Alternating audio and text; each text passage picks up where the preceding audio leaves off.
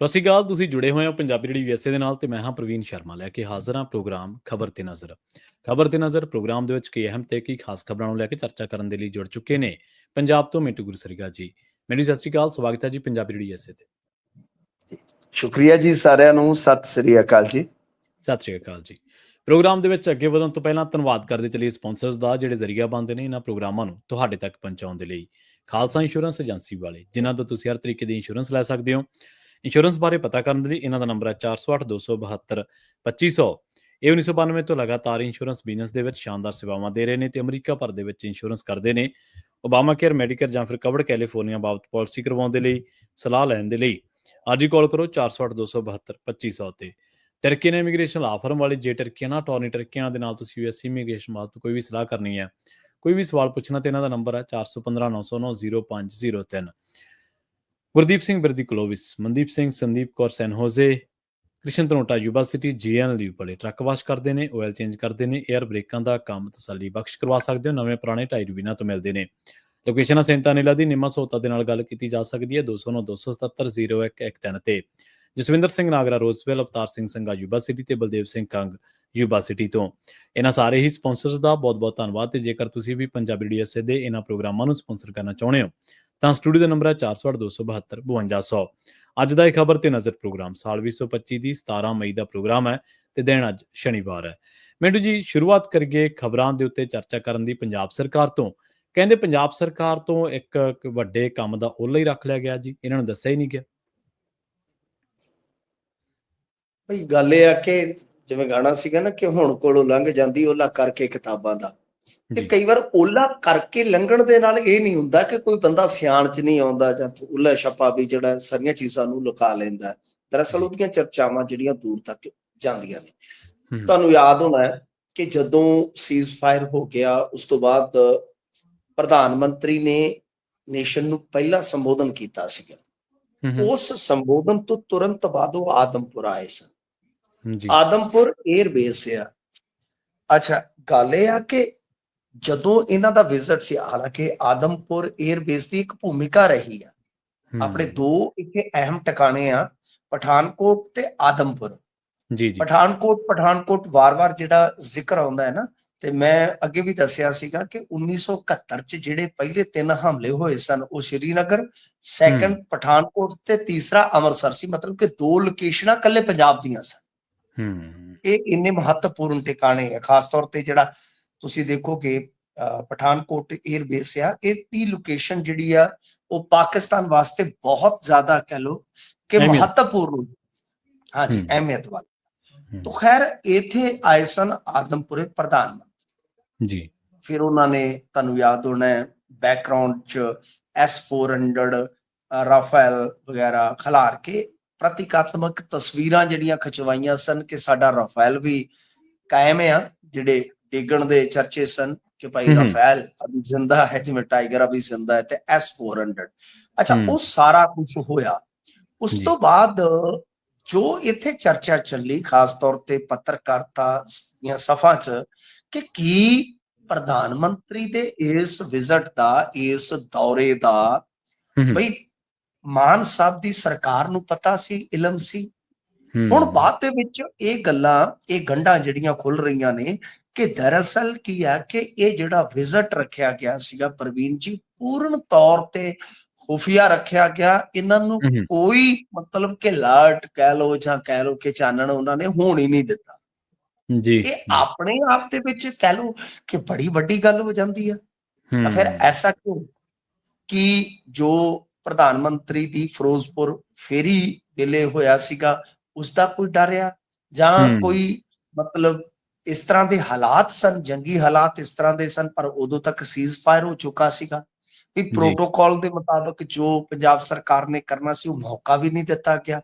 सो ये ऐसा विजिट सीगा प्रवीण जी, जिन्नी को मैनू जानकारी है कि जदों सारा कुछ हो गया जी, मतलब तस्वीरां वगैरह खचा लईयां गईयां, प्रधानमंत्री दा विजिट ओवर हो गया, जदों उस तो बाद ਮੀਡੀਆ ਨੂੰ ਇਹ ਤਸਵੀਰਾਂ ਭੇਜੀਆਂ ਜਾਂਦੀਆਂ ਨੇ, ਹਿਸਾਬ ਲਾ ਲਓ।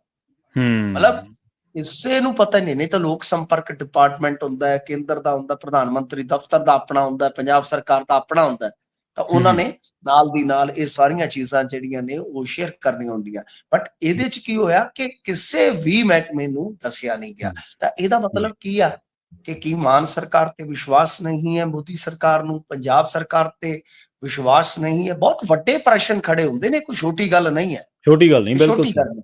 ਅੱਛਾ, ਇਸ ਚੀਜ਼ ਦੇ ਵਿੱਚ ਇੱਕ ਤੁਸੀਂ ਹੋਰ ਦੇਖੋਗੇ ਜੀ ਕਿ ਮੋਹਾਲੀ ਦੇ ਵਿੱਚ ਸ਼ਾਇਦ ਐਸਐਸਪੀ ਲਾ ਦਿੱਤੇ ਗਏ ਹੰਸ।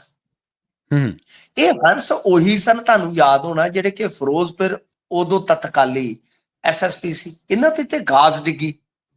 ਜਿਵੇਂ ਹੀ ਪ੍ਰਧਾਨ ਮੰਤਰੀ ਦਾ ਵਿਜ਼ਿਟ ਓਵਰ ਹੋਇਆ ਤਾਂ ਪੰਜਾਬ ਸਰਕਾਰ ਨੇ ਚੱਕ ਕੇ ਹੰਸ ਜਿਨ੍ਹਾਂ ਤੇ ਗਾਜ਼ ਡਿੱਗੀ, ਕਿਉਂਕਿ ਉਹ ਮਾਮਲਾ ਜਿਹੜਾ ਸੀਗਾ ਸਿਕਿਉਰਿਟੀ ਬ੍ਰੀਚ ਵਾਲਾ ਸੁਪਰੀਮ ਕੋਰਟ ਤੱਕ ਗਿਆ ਸੀ, ਇਹਨਾਂ ਨੇ ਉਸੇ ਹੰਸ ਨੂੰ ਜ਼ਿਲ੍ਹਾ ਪੁਲਿਸ ਮੁਖੀ ਲਾ ਦਿੱਤਾ, ਯਾਨੀ ਇੱਕ ਬਹੁਤ ਅਹਿਮ ਅਹੁਦੇ ਤੇ ਬਿਠਾ ਦਿੱਤਾ। ਸੋ ਇਹ ਤੋਂ ਲੱਗਦਾ ਹੈ ਕਿ ਕਿਤੇ ਨਾ ਕਿਤੇ ਕੇਂਦਰ ਸਰਕਾਰ ਪੰਜਾਬ ਸਰਕਾਰ ਪ੍ਰਤੀ ਤੇ ਪੰਜਾਬ ਸਰਕਾਰ ਕੇਂਦਰ ਪ੍ਰਤੀ ਦੋਨੇ ਜਿਹੜੇ ਆ ਉਹ ਤਾਲਮੇਲ ਦੀ ਘਾਟ ਦੇ ਵਿੱਚ ਚੱਲਦੇ ਪਏ ਆ। ਪਰ ਇਹੋ ਜਿਹੇ ਮਹੱਤਵਪੂਰਨ ਮਾਮਲੇ ਦੇ ਵਿੱਚ ਵੀ ਤਾਲਮੇਲ ਨਾ ਹੋਣਾ ਉਹ ਜ਼ਿਆਦਾ ਪ੍ਰਸ਼ਨ ਖੜੇ ਕਰਦਾ।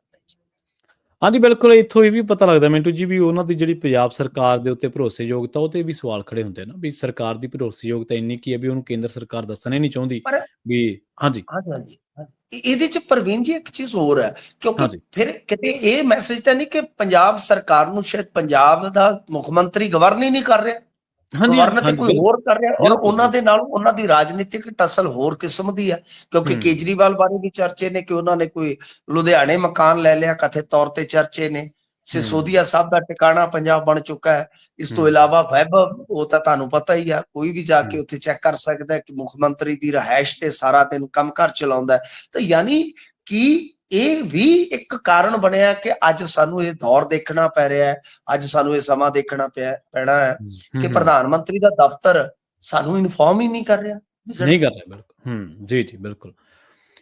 ਅਗਲੀ ਗੱਲ ਕਰੀਏ ਮਿੰਟੂ ਜੀ ਸਿੱਧੀ ਬਿਜਾਈ ਦੀ। ਇਹਨਾਂ ਨੇ ਸਰਕਾਰ ਦੇ ਵਿੱਚ ਆਉਣ ਸਾਰ ਇਹ ਸਿੱਧੀ ਬਿਜਾਈ ਦੇ ਮਾਮਲੇ ਨੂੰ ਇਉਂ ਪ੍ਰਚਾਰਿਆ ਸੀ ਵੀ ਪੁਰਾਣੀਆਂ ਸਰਕਾਰਾਂ ਤਾਂ ਹੱਤਿਆ ਕਰਕੇ ਚਲੀਆਂ ਗਈਆਂ, ਅਸੀਂ ਨਹੀਂ ਧਰਾਂਗੇ, ਅਸੀਂ ਬਹੁਤ ਕੰਮ ਕਰਾਂਗੇ ਇਸ ਮਾਮਲੇ ਦੇ ਵਿੱਚ।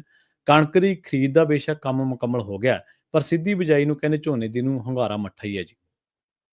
ਹਾਂਜੀ ਦੇਖੋ, ਕਣਕ ਖਰੀਦ ਦਾ ਜਿਹੜਾ ਲਾਸਟ ਮੈਂ ਦੇਖਿਆ ਸੀਗਾ ਉਹ ਸੀਗਾ ਕਿ ਪੰਜਾਬ ਚੰਡੀਗੜ੍ਹ ਦਾ ਜਿਹੜਾ ਅੰਕੜਾ 118 ਲੱਖ ਐਮਟੀ ਕਹਿ ਲਓ, ਮੱਧ ਪ੍ਰਦੇਸ਼ ਦਾ 77। ਮੱਧ ਪ੍ਰਦੇਸ਼ ਦੇ ਵਿੱਚ ਕਣਕ ਐਤਕੀ ਬਹੁਤ ਥੋੜੀ ਹੋਈ ਹੈ, ਮੇਰੇ ਖਿਆਲ ਦੇ ਨਾਲ ਕਣਕ ਦੇ ਰੇਟ ਐਤਕੀ ਫਿਰ ਚੱਕੇ ਜਾਣਗੇ, ਉੱਥੇ ਮਹਿਜ਼ 77.75 ਹੈ। ਇਹ ਜਿਹੜੀ ਲਾਸਟ ਡੇਟ ਤੱਕ, ਮੈਂ ਤੁਹਾਨੂੰ ਫਿਰ ਅੱਗੇ ਅੰਕੜੇ ਅਪਡੇਟ ਕਰ ਦੇਣਾ। ਹਰਿਆਣੇ ਚ 70.81 ਆ, ਰਾਜਸਥਾਨ ਚ 16.15, ਉੱਤਰ ਪ੍ਰਦੇਸ਼ ਚ 0.99, ਬਿਹਾਰ ਚ 0.16। ਤਾਂ ਇਹਦਾ ਮਤਲਬ ਹੈ ਕਿ ਸਰਕਾਰੀ ਜੇ ਆਪਾਂ ਖਰੀਦ ਦੀ ਗੱਲ ਕਰੀਏ ਤਾਂ ਬਾਈ ਬਹੁਤ ਹੀ ਮੱਧ ਪ੍ਰਦੇਸ਼, ਪੰਜਾਬ ਤੇ ਹਰਿਆਣਾ, ਇਹਨਾਂ ਨੂੰ ਛੱਡ ਕੇ ਕਣਕ ਬਹੁਤੀ ਕਿਤੇ ਹੈ ਨਹੀਂ। ਹਾਂ, ਬਫਰ ਸਟਾਕ ਇਹਨਾਂ ਦਾ ਅੱਛਾ ਹੈ। ਜੇ ਇਹਦੇ ਵਿੱਚ ਤੁਸੀਂ ਕਣਕ ਵੇਖੋਗੇ ਤਾਂ 382.32 ਲੱਖ ਟਨ ਹੈਗੀ ਆ, ਜਦਕਿ ਇਹਦਾ ਸਟੈਂਡਰਡ ਹੈ ਜਿਹੜਾ 276 ਲੱਖ ਟਨ ਆ। ਇਸੇ ਤਰ੍ਹਾਂ ਸਟਾਕ ਦੇ ਵਿੱਚ ਚਾਵਲ ਜਿਹੜਾ ਆ ਉਹ ਇਸ ਵੇਲੇ 356.42 ਲੱਖ ਟਨ ਆ, ਜਦਕਿ ਜਿਹੜਾ ਸਟੈਂਡਰਡ ਆ ਉਹ 135 ਆ। ਮਤਲਬ ਕਿ ਬਫਰ ਸਟਾਕ ਇਹਨਾਂ ਦੇ ਕੋਲ ਹੈਗਾ, ਜਿਹੋ ਜਿਹੇ ਜੰਗੀ ਹਾਲਾਤ ਬਣੇ ਸਨ। ਪਰੰਤੂ ਜਿਹੜੀ ਕਣਕ ਆ ਮੈਨੂੰ ਲੱਗਦਾ ਕਿ ਐਤਕੀ ਫੇਰ ਮਹਿੰਗੀ ਹੋਏਗੀ, ਐਸਾ ਅਸਾਰ ਆ। ਹੁਣ ਦੂਜੀ ਗੱਲ ਹੈ ਕਿ ਜਿਹੜਾ ਆਪਣਾ ਲਾਸਟ ਅੰਕੜਾ ਦਿੱਲੀ ਤੋਂ ਆ ਰਿਹਾ ਕਿ 118.66 ਲੱਖ ਐਮਟੀ, ਉਹਦੇ ਵਿੱਚ ਮੈਂ ਇਹ ਗੱਲ ਕਹਿਣੀ ਚਾਹਾਂਗਾ ਕਿ ਦਰਅਸਲ ਕੀ ਹੈ ਕਿ ਇਹ ਖਰੀਦ ਦਾ ਜਿਹੜਾ ਟੀਚਾ ਸੀਗਾ ਉਹ 124 ਲੱਖ ਮੀਟ੍ਰਿਕ ਟਨ ਦਾ ਸੀ, ਜਿਹੜਾ ਕਿ ਕੱਲ ਤੱਕ ਅਪਡੇਟ ਕੀਤਾ ਹੈ ਸਾਡੇ ਇੱਥੋਂ ਦੇ ਖੁਰਾਕ ਮੰਤਰੀ ਲਾਲਚੰਦ ਕਟਾਰੂ ਚੱਕ ਨੇ 130 ਲੱਖ ਮੀਟ੍ਰਿਕ ਟਨ ਦਾ। ਮਤਲਬ ਕੱਲ ਮੰਡੀਆਂ ਬੰਦ ਹੋ ਗਈਆਂ, ਪੋਰਟਲ ਬੰਦ ਹੋ ਗਿਆ, ਖਰੀਦ ਪੋਰਟਲ, ਤਾਂ ਉਹ ਸਾਰਾ ਕੁਝ ਹੋਇਆ। ਤਾਂ ਇਹਦਾ ਅਰਥ ਇਹ ਹੋਇਆ ਕਿ ਆਪਣੇ ਇੱਥੇ ਕਣਕ ਐਤਕੀ ਠੀਕ ਹੋ ਗਈ, ਯਾਨੀ ਸੀਜ਼ਨ ਵਧੀਆ ਲੱਗ ਗਿਆ। ਇਸ ਨੂੰ ਆਪਾਂ ਇਸ ਤਰ੍ਹਾਂ ਸਮੇਟ ਦਈਏ। ਹਾਲਾਂਕਿ ਲਿਫਟਿੰਗ ਦੀ ਬਹੁਤ ਪ੍ਰੋਬਲਮ ਹਾਲੇ ਵੀ ਮੰਡੀਆਂ ਚ ਹੈਗੀ। ਦੂਜੀ ਗੱਲ ਆਈਏ ਕਿ ਹੁਣ ਕਣਕ ਤੋਂ ਬਾਅਦ ਝੋਨਾ ਸਿੱਧੀ ਬਿਜਾਈ ਇਹਨਾਂ ਨੇ ਕੱਲ ਸ਼ੁਰੂਆਤ ਉਹਦੀ ਕਰਾ ਦਿੱਤੀ ਸੀਗੀ, ਪਰ ਕੱਲ ਹੀ ਖਬਰਾਂ ਲੱਗੀਆਂ ਸੀਗੀਆਂ, 2 ਦਿਨ ਹੋ ਗਏ ਨੇ, ਕਿ ਭਾਈ ਜਿਹੜੀ ਸਿੱਧੀ ਬਿਜਾਈ ਸੀ, ਸਿੱਧੇ ਹੋ ਕੇ ਕਿਸਾਨ ਇਹਦੇ ਵੱਲ ਨਹੀਂ ਤੁਰ ਰਹੇ। ਤਾਂ ਉਹਦਾ ਵੱਡਾ ਇੱਕ ਤੇ ਕਾਰਨ ਇਹ ਆ ਕਿ ਤੁਹਾਨੂੰ ਪਤਾ ਹੀ ਆ, ਤੁਸੀਂ ਵੀ ਵਾਹੀ ਜੋਤੀ ਨਾਲ ਖੇਤੀਬਾੜੀ ਨਾਲ ਜੁੜੇ ਇਨਸਾਨ ਰਹੇ ਹੋ, ਜੀ ਜੀ ਕਿ ਭਾਈ ਇੱਕ ਤੇ ਸ਼ਿਕਾਇਤ ਇਹ ਰਹਿੰਦੀ ਆ ਕਿ ਜਦੋਂ ਇਹ ਸਿੱਧੀ ਬਿਜਾਈ ਕੀਤੀ ਜਾਂਦੀ ਆ, ਉਹਦੇ ਚ ਗਾਂ ਸਮੱਸਿਆਵਾਂ ਆਉਂਦੀਆਂ ਨੇ ਫਸਲ ਚ, ਨਦੀ ਵਗੈਰਾ ਨੂੰ ਲੈ ਕੇ ਤੇ ਕੁਝ ਹੋਰ ਇਸ ਤਰ੍ਹਾਂ ਹੁੰਦੇ ਆ। ਤਾਂ ਦੂਜੀ ਸਮੱਸਿਆ ਆਉਂਦੀ ਹੈ ਝਾੜ ਨੂੰ ਲੈ ਕੇ। ਹਾਲਾਂਕਿ ਪਾਣੀ ਕੁਝ % ਬਚ ਜਾਂਦਾ, ਇਹਦੇ ਚ ਕੋਈ ਸ਼ੱਕ ਨਹੀਂ ਹੈ। ਹੁਣ ਮਸਲਾ ਜਿਹੜਾ ਉਹ ਇੱਕ ਭਰੋਸੇਯੋਗਤਾ ਦਾ, ਗੱਲ ਆਪਾਂ ਜਿਹੜੀ ਭਰੋਸੇਯੋਗਤਾ ਦੀ ਕਰਦੇ ਸੀ, ਕਹਿੰਦੇ ਕਿ ਜੇ ਇਤਬਾਰ ਗਿਆ ਤੇ ਸੰਸਾਰ ਗਿਆ। ਗੱਲ ਇਹ ਆ ਕਿ ਜੇ ਤੁਹਾਡਾ ਇਤਬਾਰ ਗਿਆ ਤਾਂ ਫਿਰ ਸੰਸਾਰ ਗਿਆ। ਹੁਣ ਮਸਲਾ ਇਹ ਆ ਕਿ ਜਦੋਂ ਇਹ ਆਏ ਸਨ, ਇਹਨਾਂ ਨੇ ਮੂੰਗੀ ਬਾਰੇ ਇੱਕ ਭਰੋਸਾ ਦਿੱਤਾ ਸੀਗਾ, ਤੁਹਾਨੂੰ ਯਾਦ ਹੋਣਾ ਲੋਕਾਂ ਨੇ ਉਸ ਭਰੋਸੇ ਤੇ ਫੁੱਲ ਚਾੜੇ ਸੀਗੇ, ਪਰ ਅੰਤ ਦੇ ਵਿੱਚ ਕੀ ਹੋਇਆ ਸੀ ਕਿ ਉਹ ਭਰੋਸਾ ਟੁੱਟਾ ਸੀ। ਨਿਰਾਸ਼ਾ ਹੀ ਪੱਲੇ ਪਈ। ਜਦੋਂ ਹਾਂਜੀ, ਜਦੋਂ ਇਸ ਤਰ੍ਹਾਂ ਦੀ ਭਰੋਸੇਯੋਗਤਾ ਗਵਾ ਲੈਂਦੀ ਆ ਸਰਕਾਰ, ਤਾਂ ਫਿਰ ਬਹੁਤ ਮੁਸ਼ਕਲ ਹੋ ਜਾਂਦਾ। ਹਾਲਾਂਕਿ ਅੱਛੀ ਪਹਿਲ ਕਦਮੀ ਸੀ, ਇਹਨਾਂ ਨੇ ਆਖਿਆ ਸੀਗਾ ਕਿ 1500 ਰੁਪਈਆ ਅਸੀਂ ਕਿੱਲੇ ਦਾ ਦੇਵਾਂਗੇ, ਇਨਸੈਂਟਿਵ ਦੇਵਾਂਗੇ, ਪਰ ਦੱਸਦੇ ਆ ਕਿ ਕਿਸਾਨ ਜਿਹੜੇ ਆ ਉਹ ਪਨੀਰੀ ਰਾਹੀਂ ਹੀ ਝੋਨਾ ਲਾਉਣ ਨੂੰ ਪਹਿਲ ਦੇ ਰਹੇ ਆ। ਔਰ ਦੂਜੀ ਗੱਲ ਕਿ ਐਤਕੀ ਹਾਈਬ੍ਰਿਡ ਦਾ ਵੀ ਰੌਲਾ ਪਵੇਗਾ। ਮੈਂ ਹੁਣ ਤੋਂ ਕਹਿ ਦੇਣਾ ਤੁਹਾਨੂੰ ਕਿ ਇਹਨਾਂ ਨੇ ਪਾਬੰਦ ਕੀਤਾ, ਬਹੁਤ ਸਾਰੇ ਕਿਸਾਨ ਲਿਆ ਕੇ ਹਰਿਆਣਾ, ਹਿਮਾਚਲ, ਕਿੱਥੋਂ ਵੀ ਉਹ ਲਾ ਰਹੇ ਆ। ਉਹ ਕਹਿੰਦੇ ਕੋਈ ਗੱਲ ਨਹੀਂ, ਕੱਟ ਦੇ ਦਿਆਂਗੇ। ਇਹਦਾ ਮਤਲਬ ਇਹ ਆ ਕਿ ਰਿਸ਼ਵਤਖੋਰੀ ਸਭ ਕੁਝ ਜਿਹੜਾ ਹੈ ਉਹਦਾ ਮੁੱਢ ਸ਼ੁਰੂ ਦੇ ਵਿੱਚੋਂ ਹੀ ਵੱਜ ਜਾਂਦਾ। ਐਵੇਂ ਆਪਾਂ ਕਹੀ ਜਾਈਏ ਕਿਸਾਨਾਂ ਦੀ ਲੁੱਟ ਹੁੰਦੀ ਆ, ਫਲਾਂ, ਉਹ ਠੀਕ ਹੈ ਆਪਣੀ ਜਗ੍ਹਾ ਤੇ। ਜਦੋਂ ਅਗਲੇ ਪਹਿਲਾਂ ਹੀ ਪ੍ਰਪੇਅਰ ਹੈ ਕਿ ਅਸੀਂ ਹਾਈਬ੍ਰਿਡ ਲਾਉਣਾ, ਇੰਨਾ ਕੁ ਕਾਟ ਲੱਗ ਜੂ, ਇੰਨਾ ਕੁ ਸਾਨੂੰ ਬਾਜੂ, ਤਾਂ ਫਿਰ ਉਦੋਂ ਧਰਨੇ ਲਾਉਣ ਦਾ ਕੀ ਤੋਕਿਆ। ਸੋ ਇਸ ਕਰਕੇ ਸਰਕਾਰ ਨੇ ਵੀ ਅਜਿਹਾ ਸੋਚਿਆ ਹੀ ਨਹੀਂ ਕਿ ਜਿਨ੍ਹਾਂ ਏਰੀਆਜ਼ ਦੇ ਵਿੱਚ ਪਾਣੀ ਮਾੜਾ ਹੈ, ਜਿਵੇਂ ਆਪਣੇ ਇੱਧਰ ਸਾਡੇ ਪਿੰਡਾਂ ਨਹੀਂ ਦੇਖੀਏ ਤਾਂ ਪਾਣੀ ਬਹੁਤ ਮਾੜਾ, ਇੱਥੇ ਹਾਈਬ੍ਰਿਡ ਝੋਨਾ ਹੀ ਹੋ ਸਕਦਾ। ਤੇ ਉਹਨਾਂ ਝੋਨੇ ਦੇ ਏਰੀਏ ਨੂੰ ਵੀ ਇਹਨਾਂ ਨੇ ਸਮਝ ਲਓ ਕਿ ਛੋਟ ਨਹੀਂ ਦਿੱਤੀ। ਤਾਂ ਕਿਤੇ ਨਾ ਕਿਤੇ ਇਹਨੂੰ ਆਪਾਂ ਪਾਲਿਸੀ ਦਾ ਲੈਕ ਵੀ ਕਹਿ ਸਕਦੇ ਹਾਂ ਪ੍ਰਵੀਨ ਜੀ। ਜੀ ਬਿਲਕੁਲ। ਜਦੋਂ ਕਈ ਜ਼ਿਲ੍ਹੇ ਆ ਜੀ, ਮੁਕਤਸਰ, ਕੁਛ ਹਿੱਸਾ ਫਿਰੋਜ਼ਪੁਰ ਦਾ, ਕੁਛ ਹਿੱਸਾ ਫਾਜ਼ਿਲਕਾ ਦਾ, ਹਬੋਰ ਦਾ, ਮਲੋਟ, ਗਿੱਦੜਬਾਹਾ, ਇਹ ਸਾਰੀ ਬੈਲਟ ਇਹੀ ਆ। ਫਰੀਦਕੋਟ ਦਾ ਕੁਛ ਹਿੱਸਾ ਜਿੱਥੇ ਪਾਣੀ ਬਹੁਤ ਮਾੜਾ, ਉੱਥੇ ਦੂਜਾ ਝੋਨਾ ਪੈਦਾ ਕਰਨਾ। ਮਾਨਸਾ ਸਾਈਡ ਵੀ ਹਾਂਜੀ, ਮਾਨਸਾ ਦਾ ਵੀ ਬਿਲਕੁਲ। ਅਗਲੀ ਗੱਲ ਕਰੀਏ ਮਿੰਟੂ ਜੀ, ਸਕੂਲ ਆਫ ਐਮੀਨੈਂਸ ਦੀ। ਇਹਨਾਂ ਨੇ ਬਹੁਤ ਪ੍ਰਚਾਰਿਆ ਸਕੂਲ ਆਫ ਐਮੀਨੈਂਸ, ਪਰ ਕਹਿੰਦੇ ਜਿਹੜੇ ਨਤੀਜੇ ਆਏ ਨੇ ਉਹਨਾਂ ਦੇ ਮਾਮਲੇ ਦੇ ਵਿੱਚ ਸਰਕਾਰ ਦੇ ਪੱਲੇ ਪਈ ਹੈ ਬਹੁਤ ਵੱਡੀ ਨਮੋਸ਼ੀ। ਤੇ ਹੁਣ ਨਮੋਸ਼ੀ ਦੇ ਵਿੱਚੋਂ ਫਿਰ ਇੱਕ ਚੀਜ਼ ਨਿਕਲਦੀ ਹੈ ਚੁੱਪ, ਤੇ ਸਰਕਾਰ ਵੀ ਕੁਝ ਬੋਲਣ ਜੋਗੀ ਰਹੀ ਨਹੀਂ। ਹਾਂਜੀ, ਦੇਖੋ, ਮੈਂ ਹਮੇਸ਼ਾ ਕਹਿੰਦਾ ਹੁੰਦਾ ਕਿ ਸਰਕਾਰ ਪਹਿਲ ਕਦਮੀਆਂ ਕਰੇ ਤੇ ਉਹਦੀ ਆਲੋਚਨਾ ਨਹੀਂ ਹੋਣੀ ਚਾਹੀਦੀ। ਪਹਿਲ ਕਦਮੀਆਂ ਦੀ ਆਲੋਚਨਾ ਹੋਣੀ ਚਾਹੀਦੀ ਆ ਕਿ ਉਹ ਜਿਹੜੀ ਪਹਿਲ ਕਦਮੀ ਆ ਕਿ ਉਹ ਠੀਕ ਦਿਸ਼ਾ ਵੱਲ ਹੈ, ਤੇ ਜਾਂ ਆਲੋਚਨਾ ਹੋਣੀ ਚਾਹੀਦੀ ਹੈ ਕਿ ਉਸ ਪਹਿਲ ਕਦਮੀ ਦੀ ਜੋ ਰਿਜ਼ਲਟ ਦੀ ਸ਼ੀਟ ਹੈ ਉਹਦੇ ਵਿੱਚ ਕੀ ਹੈ। ਤਾਂ ਹੁਣ ਸਕੂਲ ਆਫ ਐਮੀਨੈਂਸ ਦਾ ਜੇ ਤੁਸੀਂ ਹਾਲ ਦੇਖੋਗੇ ਤਾਂ ਇਹਨਾਂ ਦੀ ਕਾਰਗੁਜ਼ਾਰੀ ਜਿਹੜੀ ਹੈ ਉਹ ਆਪਣੇ ਆਪ 'ਚ ਹੀ ਦੱਸਦੀ ਹੈ ਕਿ 12ਵੀਂ ਦੇ ਨਤੀਜਿਆਂ 'ਚ ਸਿਰਫ 3 ਸਕੂਲ ਆ ਸਕੂਲ ਆਫ ਐਮੀਨੈਂਸ ਦੇ ਵਿੱਚੋਂ ਜਿਨ੍ਹਾਂ ਨੇ ਆਪਣੀ ਹਾਜ਼ਰੀ ਦਰਜ ਕਰਵਾਈ ਹੈ। Otherwise 115 school of eminence merit list 'ਚ ਕਿਤੇ ਲੱਭੇ ਨਹੀਂ। ਇਹਨਾਂ ਵੀ 3 ਸਕੂਲਾਂ ਦਾ ਜੇ ਆਪਾਂ ਅੰਕੜਾ ਲੱਭੀਏ ਤੇ ਮਹਿਜ਼ 8 ਵਿਦਿਆਰਥੀ ਹੀ ਬਣਦੇ ਆ ਜਿਹੜੇ 290 ਵਿਦਿਆਰਥੀਆਂ ਦੀ ਮੈਰਿਟ ਲਿਸਟ ਦੇ ਵਿੱਚ ਕਿਤੇ ਨਾ ਕਿਤੇ ਐਗਜ਼ਿਸਟ ਕਰਦੇ ਆ। ਬਾਕੀ ਤਾਂ ਤੁਸੀਂ ਆਪਣੇ ਆਪ ਦੇ ਵਿੱਚ ਵੇਖੋ ਕਿ ਸਿੱਖਿਆ ਵਿਭਾਗ ਦੀ ਜਿਹੜੀ ਸਕੱਤਰ ਆ ਆਨੰਦਿਤਾ ਮਿੱਤਰਾ, ਉਹਨੇ ਵੀ ਮੰਨਿਆ ਇੱਕ ਵਰਸ਼ਨ ਦੇ ਵਿੱਚ ਕਿ ਸਕੂਲ ਆਫ ਐਮੀਨੈਂਸ ਦੇ ਨਤੀਜਿਆਂ ਨੂੰ ਵੇਖ ਕੇ ਸਾਨੂੰ ਕਾਫੀ ਸੁਧਾਰ ਦੀ ਜ਼ਰੂਰਤ ਮਹਿਸੂਸ ਹੋ ਰਹੀ ਹੈ। ਮਤਲਬ school of eminence the focus ਜਿਹੜਾ ਹੈ ਕੰਪੀਟੀਟਿਵ ਪ੍ਰੀਖਿਆ ਤੇ ਜ਼ਿਆਦਾ ਰਿਹਾ ਹੈ ਤੇ ਵਿਦਿਆਰਥੀਆਂ ਵੱਲੋਂ ਕਈ ਪ੍ਰੀਖਿਆਵਾਂ 'ਚ ਸਫਲਤਾਵਾਂ ਹਾਸਲ ਕੀਤੀਆਂ ਗਈਆਂ, ਪਰ ਇਧਰਲੇ ਪਾਸੇ ਜਿਹੜਾ ਹੈ ਅਸੀਂ ਕਿਤੇ ਨਾ ਕਿਤੇ ਮਾਤ ਖਾਧੀ ਆ। ਤਾਂ ਤੁਸੀਂ ਸੋਚ ਸਕਦੇ ਹੋ ਕਿ 118 ਸਕੂਲਾਂ ਚੋਂ 115 ਸਕੂਲ ਤੁਹਾਡੇ ਮੈਰਿਟ ਦੇ ਨੇੜੇ ਤੱਕ ਨਹੀਂ। ਇਹਦਾ ਮਤਲਬ ਹੈ ਕਿ ਸੁਧਾਰ ਦੀ ਗੁੰਜਾਇਸ਼ ਬਹੁਤ ਜ਼ਿਆਦਾ ਹੈ। ਪ੍ਰਚਾਰ ਦੀ ਗੁੰਜਾਇਸ਼ ਤਾਂ ਤੁਸੀਂ ਕੋਈ ਛੱਡੀ ਹੋਈ ਨਹੀਂ। ਪ੍ਰਚਾਰ ਤਾਂ ਕਰ ਲਿਆ, ਪਰ ਜਦ ਤੱਕ ਤੁਸੀਂ ਸੁਧਾਰ ਨਹੀਂ ਕਰੋਗੇ ਫਿਰ ਮਿਆਰ ਨਹੀਂ ਬਣੇਗਾ। ਜਦ ਤੱਕ ਮਿਆਰ ਨਹੀਂ ਬਣੇਗਾ ਉਦੋਂ ਤੱਕ ਭਾਈ ਕਿਰਦਾਰ ਨਹੀਂ ਬਣੇਗਾ ਜਿਹੜਾ ਕਿ ਦਿਖੇ ਦੁਨੀਆ ਨੂੰ। ਇਸ ਵਾਸਤੇ ਪ੍ਰਚਾਰ ਦੇ ਨਾਲ ਨਾਲ ਇਹਨਾਂ ਚੀਜ਼ਾਂ ਵੱਲ, ਮਿਆਰ ਵੱਲ ਵੀ ਧਿਆਨ ਦੇਣ ਦੀ ਜ਼ਰੂਰਤ ਆ। ਵੈਸੇ ਵੀ ਜੇ ਤੁਸੀਂ ਵੇਖੋਗੇ ਤਾਂ ਸਾਨੂੰ ਸਾਰਿਆਂ ਨੂੰ ਆਪਦੇ ਜਿਹੜਾ ਵਿਦਿਅਕ ਢਾਂਚਾ ਜਿਹੜਾ ਸਾਡਾ ਉਹਦੇ ਤੇ ਝਾਤਖੋਰੀ ਕਰ ਲੈਣੀ ਚਾਹੀਦੀ ਆ ਕਿ ਸਾਡੇ ਅੱਜ ਵੀ ਤਕਰੀਬਨ 3000 ਦੇ ਕਰੀਬ ਬੱਚੇ ਜਿਹੜੇ ਉਹ ਪੰਜਾਬੀ ਚੋਂ ਫੇਲ ਹੋ ਰਹੇ ਨੇ, ਅੰਗਰੇਜ਼ੀ ਚੋਂ ਬਹੁਤ ਸਾਰੇ ਬੱਚੇ ਫੇਲ ਹੋ ਰਹੇ ਨੇ।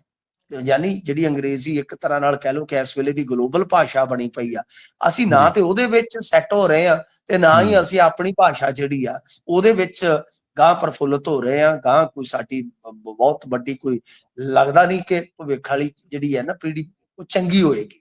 ਸੋ ਇਸ ਵਾਸਤੇ ਸਾਨੂੰ ਸਾਰੇ ਪਾਸੇ ਧਿਆਨ ਦੀ ਲੋੜ ਆ ਕਿ ਅਸੀਂ ਧਿਆਨ ਦੇ ਕੇ ਚੱਲੀਏ। ਜੀ ਜੀ ਜੀ ਬਿਲਕੁਲ। ਤੇ ਮਿੰਟੂ ਜੀ ਅਗਲੀ ਗੱਲ ਕਰੀਏ, ਕਹਿੰਦੇ ਘਪਲੇ ਦੀ ਫਾਈਲ ਦੇ ਪੇਜ ਹੀ ਉੱਡ ਗਏ ਜੀ। ਸ਼ੁਕਰ ਕਰੋ ਕਿਤੇ ਘਪਲਾ ਹੀ ਨਹੀਂ ਉੱਡ ਗਿਆ, ਕਿਉਂਕਿ ਬਹੁਤ ਸਾਰੇ ਘਪਲੇ ਇਸ ਤਰ੍ਹਾਂ ਦੇ ਆ ਉਹ ਆਪ ਹੀ ਉੱਡ ਗਏ ਜਹਾਜ਼ ਚੜ ਕੇ। ਜੀ ਜਹਾਜ਼ ਚੜ ਕੇ ਉੱਡ ਗਏ ਤੇ ਮੁੜ ਕੇ ਉਹ ਲੱਭੇ ਹੀ ਨਾ। ਦੇਖੋ ਇਹ ਨਾ ਪੰਜਾਬੀ ਯੂਨੀਵਰਸਿਟੀ ਨੂੰ ਬਰਬਾਦ ਕਰਨ ਦੇ ਵਿੱਚ ਬਹੁਤ ਹੱਦ ਤੱਕ ਇਹਨਾਂ ਦੇ ਆਪਣੇ ਬੰਦਿਆਂ ਦਾ ਵੀ ਹੱਥ ਰਿਹਾ।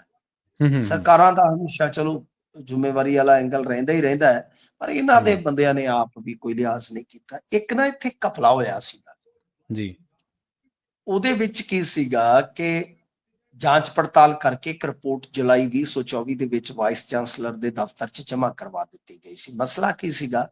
ਮਸਲਾ ਇਹ ਸੀਗਾ ਕਿ ਜਾਲੀ ਮੁਲਾਜ਼ਮ ਰੱਖ ਕੇ ਤਨਖਾਹਾਂ ਤੇ ਹੋਰ ਭੱਤੇ ਜਿਹੜੇ ਆ ਉਹ ਦੇ ਕੇ, ਮਤਲਬ ਕਿ ਕਾਗਜ਼ਾਂ ਦੇ ਵਿੱਚ ਜਿੱਦਾਂ ਕਹਿ ਲਓ ਕਿ ਮੁਲਾਜ਼ਮ ਪੈਦਾ ਕਰਕੇ ਹਾਜ਼ਰੀਆਂ ਲਵਾ ਕੇ ਤੇ ਕਰੋੜਾਂ ਰੁਪਏ ਪੇ ਕਰ ਦਿੱਤੇ ਗਏ। ਅੱਜ ਇਹ ਯੂਨੀਵਰਸਿਟੀ ਜਿਹੜੀ ਆ ਤੁਹਾਨੂੰ ਪਤਾ ਇੱਕ ਵਿੱਤੀ ਸੰਕਟ ਦੇ ਨਾਲ ਜੂਝਣ ਵਾਲੀ ਯੂਨੀਵਰਸਿਟੀ ਆ, ਮਤਲਬ ਕਿ ਬਹੁਤ ਬੁਰੀ ਹਾਲਤ ਹੈ ਵਿੱਤੀ ਤੌਰ ਤੇ ਦੀ। ਤਾਂ ਉਹਦੇ ਵਿੱਚ ਤੁਸੀਂ ਦੇਖੋ ਕਿ ਇਹਨੂੰ ਨੋਚਿਆ ਕਿੱਦਾਂ ਗਿਆ, ਕਿੱਦਾਂ ਇਸ ਨੂੰ ਬਰਬਾਦ ਕੀਤਾ ਗਿਆ। ਤਾਂ ਚਲੋ ਇਹ ਸੀ ਘਪਲਾ। ਤੇ ਉਸ ਤੋਂ ਬਾਅਦ ਫਿਰ ਮੈਂ ਜਿਵੇਂ ਤੁਹਾਨੂੰ ਦੱਸਿਆ ਕਿ ਜੁਲਾਈ 24 ਦੇ ਵਿੱਚ ਯਾਨੀ ਲਗਭਗ 10 ਮਹੀਨੇ ਪਹਿਲਾਂ ਇਹਦੀ ਰਿਪੋਰਟ ਜਿਹੜੀ ਆ ਉਹ ਸਬਮਿਟ ਕਰ ਦਿੱਤੀ ਜਾਂਦੀ ਆ ਵਾਈਸ ਚਾਂਸਲਰ ਦੇ ਦਫ਼ਤਰ ਦੇ ਵਿੱਚ। ਉਸ ਸਮੇਂ ਤੇ ਕਾਰਜਕਾਰੀ ਵਾਈਸ ਚਾਂਸਲਰ ਤੇ ਪ੍ਰਮੁੱਖ ਸੈਕਟਰੀ ਜਿਹੜੇ ਕੇ ਯਾਦਵ ਨੇ ਜਾਂਚ ਰਿਪੋਰਟ ਦਾ ਜਿਹੜਾ ਲਿਫਾਫਾ ਸੀ ਪੱਕੇ ਵੀਸੀ ਤੋਂ ਖੁਲਵਾਉਣ ਦੀ ਗੱਲ ਕਹਿ ਕੇ ਤੇ ਇੱਕ ਪਾਸੇ ਰੱਖ ਦਿੱਤਾ। ਜਾਂ ਤਾਂ ਉਦੋਂ ਹੀ ਖੁੱਲ ਜਾਂਦੀ, ਪ੍ਰਸ਼ਾਸਨ ਉਦੋਂ ਖੁਲਵਾ ਦਿੰਦਾ। ਬਾਅਦ ਚ ਜਦੋਂ ਗੁਰੂ ਨਾਨਕ ਦੇਵ ਯੂਨੀਵਰਸਿਟੀ ਦੇ ਵੀਸੀ ਡਾਕਟਰ ਕਰਮਜੀਤ ਸਿੰਘ ਨੇ ਇੱਥੇ ਬਤੌਰ ਕਾਰਜਕਾਰੀ ਵੀਸੀ ਕੰਮਕਾਰ ਸੰਭਾਲਿਆ ਤੇ ਉਹਨਾਂ ਨੇ ਇਹ ਰਿਪੋਰਟ ਕੱਢ ਕੇ ਵਿਜੀਲੈਂਸ ਨੂੰ ਭੇਜਣ ਲਈ ਯੂਨੀਵਰਸਿਟੀ ਦੀ ਜਿਹੜੀ ਹੁੰਦੀ ਹੈ ਸੰਬੰਧਿਤ ਬ੍ਰਾਂਚ ਉਹਨੂੰ ਭੇਜਿਆ। ਹੁਣ ਜਦੋਂ ਬ੍ਰਾਂਚ ਨੇ ਅੱਗੇ ਉਹ ਲਿਫਾਫਾ ਫੜਾ ਦਿੱਤਾ ਤੇ ਕਮਾਲ ਦੀ ਗੱਲ ਹੈ ਪ੍ਰਵੀਨ ਜੀ ਕਿ ਉਹਦੇ ਵਿੱਚੋਂ ਸ਼ੁਰੂਆਤ ਦੇ 8 ਪੰਨੇ ਹੀ ਗਏ। ਵਿਜੀਲੈਂਸ ਕਹਿੰਦੀ ਕਿ ਇਹ ਕਿਹੜੀ ਜਾਂਚ ਹੈ ਜਿਹੜੀ 9 ਨੰਬਰ ਤੋਂ ਸ਼ੁਰੂ ਹੁੰਦੀ ਆ ਜਾ ਕੇ 8 ਪੰਨੇ ਕਿੱਥੇ ਨੇ? ਮਤਲਬ ਕਿ ਇਹ ਤੇ ਕਮਾਲ ਦੀ ਗੱਲ ਹੈ ਕਿ ਜਿਹੜੇ 8 ਪਹਿਲੇ ਪੰਨੇ ਆ ਉਹ ਨੱਥੀ ਨਹੀਂ ਹੈ ਤੇ ਸਾਨੂੰ ਕੀ ਪਤਾ ਲੱਗੇਗਾ? ਕੁਝ ਕੁ ਦੇ ਪੰਨੇ ਆ ਤੇ ਉਹਦੇ ਵਿੱਚੋਂ 8 ਗਾਇਬ ਹੈ। ਸੋ ਇਹ ਸਾਰਾ ਕੁਝ ਜਿਹੜਾ ਹੈ 19 ਕਰੋੜ ਰੁਪਏ ਦਾ ਹੇਰ-ਫੇਰ ਦਾ ਮਾਮਲਾ ਸੀ। 10 ਸਾਲ ਤੱਕ ਇਹ ਸਾਰਾ ਕੁਝ ਚੱਲਿਆ ਤੇ ਉਸ ਤੋਂ ਬਾਅਦ ਜਾਂਚ ਹੋਈ। ਜਾਂਚ ਦੇ ਵਿੱਚ ਕਹਿ ਲਓ ਕਿ ਬੰਦੇ ਜਿਹੜੇ ਆ ਉਹਨਾਂ ਦੀ ਨਿਸ਼ਾਨਦੇਹੀ ਵੀ ਹੋ ਗਈ, ਕਿਉਂਕਿ ਯੂਨੀਵਰਸਿਟੀ ਦੇ ਬੰਦੇ ਸੀ, ਹੋਰ ਕੌਣ ਸੀ? ਏਲੀਅਨ ਤੇ ਹੁਣ ਹੋ ਰਿਹਾ। ਤੇ ਹੁਣ ਤੁਸੀਂ ਕਮਾਲ ਵੇਖੋ ਕਿ ਦਫ਼ਤਰ ਦੇ ਵਿੱਚੋਂ ਹੀ ਜਿਹੜੀ ਫਾਈਲ ਆ ਉਹਦੇ ਪੰਨੇ ਜਿਹੜੇ ਆ ਉਹ ਗਾਇਬ ਕਰ ਦਿੱਤੇ ਜਾਂਦੇ ਆ। ਇਹੋ ਜਿਹੇ ਤੇ ਹਾਲ ਸਾਡੇ ਯੂਨੀਵਰਸਿਟੀਆਂ ਦੇ ਹੋਏ ਪਏ ਆ। ਸਹੀ ਗੱਲ, ਬਿਲਕੁਲ ਜੀ। ਲੰਘੇ ਦਿਨ ਇਹਨਾਂ ਦੇ ਲੁਧਿਆਣੇ ਦੇ ਵਿੱਚ ਯੂਨੀਵਰਸਿਟੀ ਦੇ ਵਿੱਚ ਦੇਖ ਲਓ, ਇਹਨਾਂ ਦੇ ਬੰਦਿਆਂ ਨਾਲ ਜੁੜਿਆ ਮਾਮਲਾ ਇੱਕ ਸਾਹਮਣੇ ਆ ਗਿਆ ਸੀ ਜਿਹੜਾ ਕਿ ਉੱਥੇ ਬਿਲਕੁਲ ਜੀ। ਹਾਂਜੀ, ਜਗਦੀਸ਼ ਭੋਲੇ ਦੇ ਮੋਬਾਈਲ ਦਾ ਮਾਮਲਾ ਮਿੰਟੂ ਜੀ ਹਾਈ ਕੋਰਟ ਤੱਕ ਪਹੁੰਚ ਗਿਆ ਜੀ। ਦੇਖੋ ਜਗਦੀਸ਼ ਭੋਲੇ ਦੇ ਮੋਬਾਈਲ ਦੀ ਘੰਟੀ ਜਿਹੜੀ ਹਾਈ ਕੋਰਟ ਦੇ ਵਿੱਚ ਵੱਜੀ ਆ ਉਹਦਾ ਇੱਕ ਵੱਡਾ ਕਾਰਨ ਹੈ ਕਿ ਭੋਲਾ ਆਪਣੀ ਆਲਮੋਸਟ ਕੈਦ ਕੱਟ ਚੁੱਕਾ ਹੈ। ਠੀਕ ਹੈ ਜੀ। ਇਹਨੂੰ 2 ਮਾਮਲਿਆਂ 'ਚ ਸਜ਼ਾਵਾਂ ਹੋਈਆਂ ਸਨ, ਅੱਡ-ਅੱਡ 12 ਤੇ 10 ਸਾਲ। ਠੀਕ ਹੈ ਜੀ। ਹੁਣ ਕੋਰਟ ਨੇ ਜਿਹੜੀਆਂ ਸਜ਼ਾਵਾਂ ਸੁਣਾਈਆਂ ਹੁੰਦੀਆਂ ਉਹ ਮਤਲਬ ਕਿ ਕਈ ਵਾਰ ਕੀ ਹੁੰਦਾ ਹੈ ਕਿ ਨਾਲ ਕੋਰਟ ਲਿਖ ਦਿੰਦੀ ਆ ਕਿ ਇਕੱਠੀਆਂ ਚੱਲਣਗੀਆਂ। ਕਈ ਵਾਰ ਇਹ ਚੀਜ਼ ਦੀ ਕਲੈਰਿਟੀ ਨਹੀਂ ਹੁੰਦੀ, ਫਿਰ ਗਾਂ ਜਾ ਕੇ ਕੋਰਟ ਦੇ ਥਰੂ ਕਰਵਾਉਣਾ ਪੈਂਦਾ ਬੰਦੇ ਨੂੰ। ਕਿਉਂਕਿ ਦੇਖੋ ਜੇ ਤਾਂ ਇਕੱਠੀਆਂ ਚੱਲਣ, ਆਪਾਂ ਕਹਿ ਲਈਏ ਵੀ ਇਕੱਠੀਆਂ ਚੱਲਣ ਲੱਗ ਪੈਣ ਜੀ ਤਾਂ ਉਹਦੇ ਚ ਕੀ ਹੁੰਦਾ ਹੈ ਕਿ ਜਿਵੇਂ ਮੰਨ ਲਓ 12 ਤੇ 10 ਤਾਂ ਟੋਟਲ ਕਿੰਨੀ ਰਹਿ ਗਈ? 12, ਕਿਉਂਕਿ 10 ਤਾਂ ਵਿੱਚ ਕਹਿ ਲਓ ਕਿ ਆ ਹੀ ਗਈ ਨਾ। ਜਦੋਂ ਇਕੱਠੀਆਂ ਚੱਲਣਗੇ 10 ਕੱਟ ਲਈ 12, ਮਤਲਬ ਕਿ ਟੋਟਲ ਉਦਾਂ ਕਿੰਨੀ ਬਣੀ? 12 ਤੇ ਪਲੱਸ 10 22 ਜੀ। ਤੇ ਜੇ ਮੰਨ ਲਓ ਇਕੱਠੀਆਂ ਚੱਲਣਗੀਆਂ ਤਾਂ ਕਿੰਨੀ ਰਹਿ ਗਈ? 12। ਤੇ ਆਲਮੋਸਟ ਤੁਸੀਂ ਦੇਖਿਆ ਹੋਣਾ 12 13 ਦਾ ਇਹ ਮੁਕੱਦਮਾ ਤੇ 25 ਹੋ ਗਏ, 12 ਸਾਲ ਪੂਰੇ ਹੋ ਗਏ। ਭੋਲੇ ਨੇ ਵੀ ਇਹ ਫਾਰਮੂਲਾ ਵੇਖਿਆ ਹੋਣਾ ਨਾ ਜੀ। ਬਿਲਕੁਲ। ਹੁਣ ਉਹ ਹਾਈ ਕੋਰਟ ਗਿਆ ਤੇ ਅਰਜੀ ਅਨੁਸਾਰ ਉਹਨੇ ਆਖਿਆ ਸੀਬੀਆਈ ਕੋਰਟ ਨੇ 2 ਮਾਮਲਿਆਂ 'ਚ ਮੈਨੂੰ ਸਜ਼ਾ ਦਿੱਤੀ ਸੀ ਤੇ ਨਾਲ ਲਿਖਿਆ ਸੀ ਇਕੱਠੀਆਂ ਚੱਲਣਗੀਆਂ, ਪਰ ਜੇਲ੍ਹ ਅਥਾਰਟੀ ਕਹਿ ਰਹੀ ਆ ਕਿ ਇੱਕ ਸਜ਼ਾ ਪੂਰੀ ਹੋਣ ਤੋਂ ਬਾਅਦ ਦੂਜੀ ਸ਼ੁਰੂ ਕਰਾਂਗੇ। ਹੁਣ ਜਦੋਂ ਸਾਰੇ ਪੱਖਾਂ ਨੂੰ ਸੁਣਿਆ ਗਿਆ, ਹਾਈ ਕੋਰਟ ਨੇ ਕਿਹਾ ਕਿ ਭੋਲੇ ਦੀ ਸਜ਼ਾ ਦੀ ਜਿਹੜੀ ਬਈ ਇਹ ਕਹਾਣੀ ਹੈ, ਉਹਦੇ ਖਿਲਾਫ ਕਈ ਅਪੀਲਾਂ ਹਾਈ ਕੋਰਟ ਦੇ ਵਿੱਚ ਹੈਗੀਆਂ ਨੇ ਪੈਂਡਿੰਗ। ਸਖਤ ਸ਼ਰਤਾਂ ਦੇ ਨਾਲ ਭੋਲੇ ਦੀ ਸਜ਼ਾ ਮੁਅੱਤਲ ਕੀਤੀ ਜਾ ਸਕਦੀ ਆ। ਟਿੱਪਣੀ ਹੈ ਉੱਥੇ ਜਾ ਕੇ ਜਦੋਂ ਇਹ ਬਹਿਸ ਹੋ ਰਹੀ ਸੀਗੀ ਤੇ ਇਹਨਾਂ ਨੇ ਜਾ ਕੇ ਹੋਰ ਹੀ ਫਾਨਾ ਫਸਾ ਲਿਆ। ਕਹਿੰਦੇ ਜੀ ਕਿ ਜਗਦੀਸ਼ ਭੋਲੇ ਕੋਲੋਂ ਇੱਕ ਮੋਬਾਈਲ ਬਰਾਮਦ ਹੋਇਆ ਜੇਲ੍ਹ ਦੇ ਵਿੱਚ। ਤਾਂ ਉਹਦੇ ਤੇ ਹਾਈ ਕੋਰਟ ਨੇ ਹੈਰਾਨੀ ਜਤਾਈ। ਉਹਨਾਂ ਕਿਹਾ ਕਿ ਕਮਾਲ ਦੀ ਗੱਲ ਇਹ ਆ ਕਿ ਮੋਬਾਈਲ ਦੀ ਵਰਤੋਂ, ਜਾਂ ਤੁਸੀਂ ਕਹਿ ਰਹੇ ਹੋ ਕਿ ਨਸ਼ੇ ਦਾ ਨੈਟਵਰਕ ਉੱਥੇ ਚਲਾਉਂਦਾ ਸੀ, ਇਹ ਤੇ ਤੁਹਾਡੀ ਨਾਅਹਲੀਅਤ ਹੈ। ਤੇ ਮੋਬਾਈਲ ਬਰਾਮਦ ਹੋਣ ਦਾ ਤਾਂ ਤੁਹਾਨੂੰ ਪਤਾ ਨਾ, ਇੱਥੇ ਕੋਈ ਸੈਕਸ਼ਨ ਹੀ ਹੈ ਨਹੀਂ ਗਾ ਐਡਾ ਕੋਈ ਜਿਹਦੇ ਤੇ ਕਾਰਵਾਈ ਹੋਵੇ। ਤੇ ਜੇ ਨਸ਼ੇ ਵਾਲਾ ਨੈਟਵਰਕ ਕੋਈ ਚਲਾਉਂਦਾ ਸੀਗਾ ਉਹ, ਤੇ ਤੁਸੀਂ ਉਹਦੇ ਤੇ ਮੁਕੱਦਮਾ ਕਿਉਂ ਨਹੀਂ ਦਰਜ ਕੀਤਾ ਐਕਸਟਰਾ? ਜੀ ਜੀ ਬਿਲਕੁਲ। ਸੋ ਇਸ ਵਾਸਤੇ ਇਹਨਾਂ ਦੀ ਉੱਥੇ ਮੁਖਾਲਫਤ ਇਹਨਾਂ ਦੇ ਹੀ ਪੁੱਠੀ ਪੈ ਗਈ ਆ। ਸੋ ਇਸ ਵਾਸਤੇ ਹੁਣ ਗਾਂ ਸੁਣਵਾਈ ਹੋਏਗੀ। ਮੇਰੇ ਖਿਆਲ ਦੇ ਨਾਲ ਜੇ ਹਾਈ ਕੋਰਟ ਨੇ ਭੋਲੇ ਨੂੰ ਇੰਨੀ ਕੁ ਰਾਹਤ ਦੇ ਦਿੱਤੀ ਕਿ ਸੀਬੀਆਈ ਨੇ ਜਿੱਦਾਂ ਲਿਖਿਆ ਇਕੱਠੀਆਂ ਚੱਲਣਗੀਆਂ ਸਜ਼ਾਵਾਂ, ਤੇ ਬਹੁਤੀ ਦੇਰ ਨਹੀਂ ਤੇ ਤੁਹਾਨੂੰ ਜਗਦੀਸ਼ ਭੋਲਾ ਜਿਹੜਾ ਬਾਹਾਂ ਫੈਲਾ ਕੇ ਇੱਥੇ ਤੁਰਦਾ ਨਜ਼ਰ ਆਏਗਾ। ਜੀ ਬਿਲਕੁਲ। ਤੇ ਮਿੰਟੂ ਜੀ, ਲੰਘੇ ਦਿਨੀ ਇਹ ਖਬਰ ਬੜੀ ਚਰਚਾ ਦੇ ਵਿੱਚ ਰਹੀ, ਹਾਲਾਂਕਿ ਇਸ ਖਬਰ ਬਾਰੇ ਪੁਸ਼ਟੀ ਤਾਂ ਨਹੀਂ ਹੋ ਸਕੀ, ਵੀ ਪਾਕਿਸਤਾਨ ਦੇ ਕਿਰਾਨਾ ਹਿਲਸ ਦੇ ਵਿੱਚ ਜਿਹੜਾ ਨਿਊਕਲੀਅਰ ਉਹਨਾਂ ਦਾ ਅੱਡਾ ਹੈ, ਉੱਥੇ ਪਰਮਾਣੂ ਰਿਸਾਅ ਹੋ ਗਿਆ ਜੀ। ਇਸ ਬਾਰੇ ਕੋਈ ਅਪਡੇਟ ਹੈ ਜੀ? ਬਿਲਕੁਲ ਦੇਖੋ, ਇਹ ਬੜਾ ਗੰਭੀਰ ਮਸਲਾ ਸੀ। ਅੱਜ ਵੀ ਮੈਂ ਨਾ ਫੇਸਬੁੱਕ ਚੈੱਕ ਕੀਤਾ, ਉੱਥੇ 2-3 ਦਿਨ ਪਹਿਲਾਂ ਦੇ 2-3 ਮੈਸੇਜ ਆਏ ਪਏ ਸਨ ਕਿ ਜੀ ਦੱਸੋ, ਕਿਉਂਕਿ ਖਤਰਾ ਇਹ ਆ ਕਿ ਆਪਣੇ ਪੰਜਾਬ ਵਾਲੇ ਵੀ ਡਰਦੇ ਆ ਕਿ ਉਧਰੋਂ ਕੋਈ ਗੱਲ ਹੋ ਗਈ ਤੇ ਕਿਤੇ ਅਸੀਂ ਵੀ ਨਾ ਰਗੜੇ ਜਾਈਏ। ਪਰਮਾਣੂ ਚੀਜ਼ ਹੈ ਤਾਂ ਗਲੋਬਲ ਪਰਮਾਣੂ ਨਿਗਰਾਨੀ ਸੰਸਥਾ ਹੈ ਇੱਕ IAEA। ਠੀਕ ਹੈ ਜੀ, IAEA। ਉਹਨਾਂ ਨੇ ਕਿਹਾ, ਉਹਨਾਂ ਦੇ ਹਵਾਲੇ ਦੇ ਨਾਲ ਇੱਕ ਖਬਰ ਜਿਹੜੀ ਆ ਉਹ ਮੈਨੂੰ ਛਪੀ ਲੱਭੀ ਆ, ਤਾਂ ਉਹਨਾਂ ਨੇ ਕਿਹਾ ਕਿ ਫੌਜੀ ਟਕਰਾਅ ਦੇ ਦੌਰਾਨ ਪਾਕਿਸਤਾਨ ਦੇ ਕਿਸੇ ਵੀ ਪਰਮਾਣੂ ਕੇਂਦਰ ਤੋਂ ਕੋਈ ਰੇਡੀਏਸ਼ਨ ਲੀਕ ਜਾਂ ਰਿਸਾਅ ਨਹੀਂ ਹੋਇਆ। ਇਹ ਅੰਤਰਰਾਸ਼ਟਰੀ ਪਰਮਾਣੂ ਊਰਜਾ ਏਜੰਸੀ ਨੇ ਇਹ ਬਿਆਨ ਜਿਹੜਾ ਸੋਸ਼ਲ ਮੀਡੀਆ ਤੇ ਕਹਿੰਦੇ ਕਿ ਜਨਤਕ ਵੀ ਕੀਤਾ ਕਿ ਜੋ ਦਾਅਵੇ ਆ ਰਹੇ ਆ ਅੰਤਰਰਾਸ਼ਟਰੀ ਪਰਮਾਣੂ ਊਰਜਾ ਏਜੰਸੀ ਦਾ ਇਹ ਬਿਆਨ ਜਿਹੜਾ ਸੋਸ਼ਲ ਮੀਡੀਆ ਤੇ ਉਹਨਾਂ ਦਾਅਵਿਆਂ ਦੇ ਵਿਚਕਾਰ ਆਇਆ, ਜਿਹੜੇ ਕਹਿੰਦੇ ਆ ਕਿ ਭਾਈ ਆਪਰੇਸ਼ਨ ਸੰਦੂਰ ਦੇ ਖਿਲਾਫ ਇਦਾਂ ਦੱਸਿਆ ਜਾਂਦਾ ਕਿ ਵਾਹ ਹੋ ਗਿਆ ਜੀ, ਵਾਹ ਹੋ ਗਿਆ। ਹੁਣ ਗੱਲ ਇਹ ਆ ਪ੍ਰਵੀਨ ਜੀ, ਮੈਂ ਵੀ ਬੜਾ ਹੈਰਾਨ ਸਾਂ। ਦੇਖੋ, ਇਹਦੇ ਵਿੱਚ ਵੈਸੇ ਤਾਂ ਇਸ ਤੋਂ ਪਹਿਲਾਂ director general of air operations ਜਿਹੜੇ ਆ ਮੇਰੇ ਖਿਆਲ ਦੇ ਨਾਲ AK ਭਾਰਤੀ, ਉਹਨਾਂ ਨੇ ਵੀ ਮੁਸਕਰਾ ਕੇ ਜੇ ਇਹਦੇ ਤੇ ਜਵਾਬ ਦਿੱਤਾ ਸੀ, ਕੋਈ ਪੁਸ਼ਟੀ ਨਹੀਂ ਸੀ ਕੀਤੀ। ਤੇ ਕਾਫੀ ਉਦੋਂ ਵੈਸੇ ਗੁੰਝਲ ਪੈਦਾ ਹੋ ਗਈ ਕਿ ਜਿਹੜੀ ਇਹਨਾਂ ਨੇ ਮੁਸਕਰਾਹਟ ਵਿਖਾਈ ਆ ਉਹਦੇ ਵਿੱਚ ਕੋਈ ਰਾਜ਼ ਤੇ ਨਹੀਂ ਹੈ, ਯਾਨੀ ਟੇਢੇ ਢੰਗ ਨਾਲ ਦੇਖਿਆ ਜਾ ਰਿਹਾ ਸੀਗਾ। ਪਰੰਤੂ ਹੁਣ ਪ੍ਰਵੀਨ ਜੀ, ਇੱਕ ਗੱਲ ਜਿਹੜੀ ਆ ਨਾ, ਜਦੋਂ ਆਪਾਂ ਐਕਸਪਰਟਾਂ ਦੇ ਹਵਾਲੇ ਨਾਲ ਸੁਣਦੇ ਆ, ਪੜ੍ਹਦੇ ਆ, ਕਰਦੇ ਆ, ਤਾਂ ਉਹ ਕਹਿੰਦੇ ਆ ਕਿ ਪਰਮਾਣੂ ਟਿਕਾਣਿਆਂ ਦੀ ਸੰਧੀ ਅਨੁਸਾਰ ਜਾਣਕਾਰੀ ਹੁੰਦੀ ਆ ਇੱਕ ਦੂਜੇ ਮੁਲਕਾਂ ਨੂੰ, ਕਿ ਜੇ ਕਿਤੇ ਕੋਈ ਛੋਟਾ ਮੋਟਾ ਕੱਲ ਨੂੰ ਕਨਫਲਿਕਟ ਹੁੰਦਾ ਹੈ, ਠੀਕ ਹੈ ਨਾ, ਕਿਸੇ ਭੇੜ 'ਚ ਜਾਂਦੇ ਆ, ਕਿ ਉਹ ਟਿਕਾਣਾ ਨੁਕਸਾਨਿਆ ਨਾ ਜਾਵੇ। ਤੇ ਭਾਰਤ ਅਤੇ ਪਾਕਿਸਤਾਨ ਦੇ ਦਰਮਿਆਨ, ਹਾਲਾਂਕਿ ਮੈਂ ਪੁਸ਼ਟੀ ਨਹੀਂ ਕਰਦਾ, ਮੈਂ ਐਕਸਪਰਟਾਂ ਦੀ ਜਿਹੜੀ ਰਾਏ ਆ ਉਹਦੇ ਹਵਾਲੇ ਨਾਲ ਤੁਹਾਨੂੰ ਦੱਸ ਰਿਹਾ, ਤਾਂ ਉਹ ਕਹਿੰਦੇ ਆ ਕਿ ਇਹਨਾਂ ਨੂੰ ਵੀ ਜਾਣਕਾਰੀ ਹੋਏਗੀ ਇੱਕ ਦੂਜੇ ਦੇ ਟਿਕਾਣਿਆਂ ਦੀ।